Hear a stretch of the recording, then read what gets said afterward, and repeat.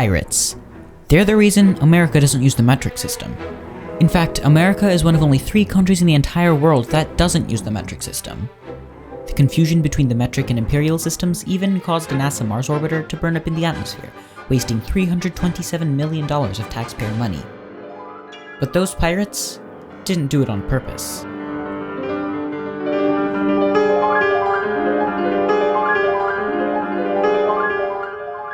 The metric system, a system that uses bases of 10 to measure distance, weight, and volume, among others. Almost every country in the world uses the metric system. In fact, America, Liberia, and Myanmar are the only 3 countries that don't. Those 3 countries use the imperial system. The imperial system is an alternative to the metric system. In the metric system, 100 centimeters equals 1 meter, and 1,000 meters equals a kilometer. With the imperial system, however, 12 inches equals a foot, and 5,280 feet equals a mile. Simple, isn't it? Well, why doesn't the US use the metric system if it's so much easier? The answer is pirates. Yes, those pirates are always ruining whatever fun metrication process you have planned. But how did the pirates stop America from using the metric system? Let's go back to the late 1700s. America has just become a country. The 13 colonies were in shambles. They had no common unit of measurement, so a pound in Virginia could weigh less than a pound in Delaware. Then Secretary of State Thomas Jefferson decided that America needed a common system to make it easier for merchants and traders.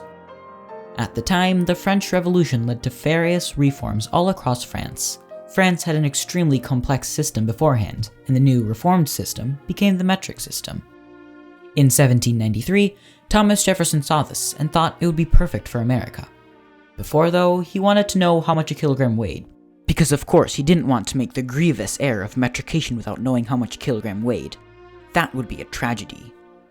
So he invites a French botanist, Joseph Dombey, to bring over a kilogram weight and to help with the process of metrication. On the way, his ship got caught by pirates. Because remember, this is still the 1700s. And since it's the 1700s, the British are still sour at the Americans. Britain had a policy of backing pirates who would attack American and French ships. The British-backed pirates intercepted Dombey and held him for ransom on the island of Montserrat. Incidentally, that's the name of the fonts you've seen so far in this video. Unfortunately for the pirates, and I guess Dombey too, he died and the pirates couldn't get their ransom. Equally unfortunate for the Americans, they didn't get their kilogram weight. America failed to metricate. After that, the US never did switch over to the metric system. Why? Well, soon after, the Industrial Revolution happened, and it would just be too costly and time-consuming to switch. That didn't stop other countries though. In fact, until the 1970s, many countries used the imperial system. India switched over in the 1950s and 60s, New Zealand and Australia switched over in the 1960s and 70s, Canada and the UK switched over in the 1970s to 80s, and Ireland switched over in the 1990s. Some people think that America hasn't switched over yet because, well, it's America. We do the opposite of what everyone else does. Others think that it's just too impractical for a country as large as America to switch to the metric system. However, there is one road in the US that uses the metric system. Interstate 19 from Heroica to Tucson, Arizona uses kilometers and meters on road signs.